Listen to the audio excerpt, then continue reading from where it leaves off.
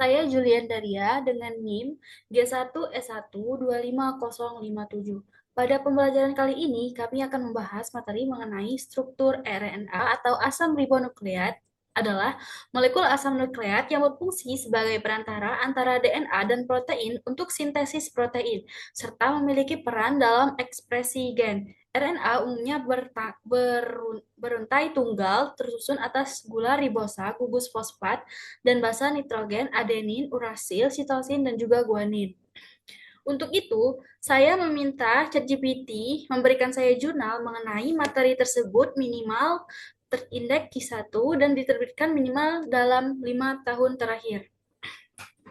Berikut adalah bukti interaksi saya dengan ChatGPT.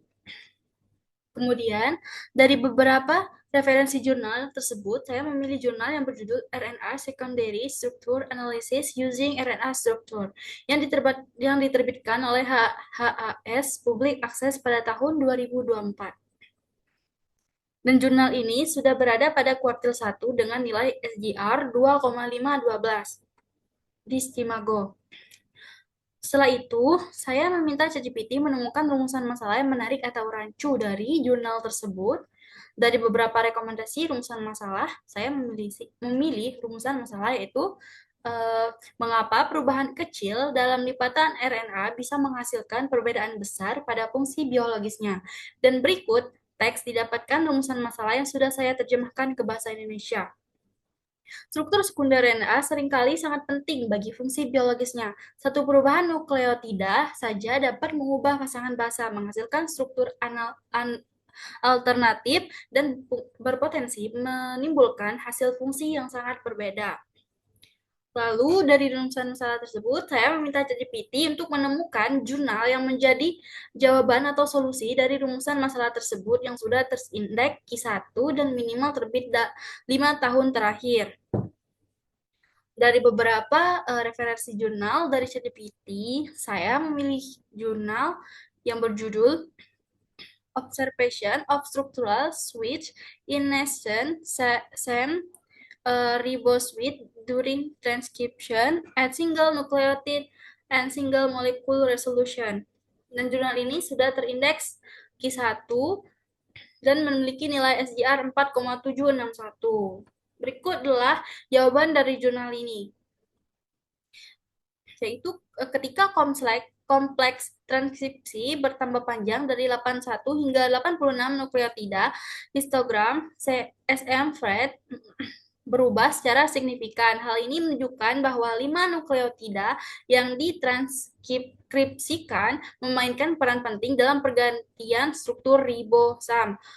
Konversi antara EC81 dan EC86 dijelaskan lebih rinci dengan membagi transkripsi 5 nukleotida tersebut menjadi beberapa langkah, di mana langkah 1, 2, dan 3 diperpanjang hanya dengan satu nukleotida. Pola yang sangat berbeda diamati hanya dengan perpanjangan satu nukleotida pada langkah 1, yaitu dari keadaan bebas ligan di EC81 menjadi lipatan yang dipicu oleh SAM pada EC.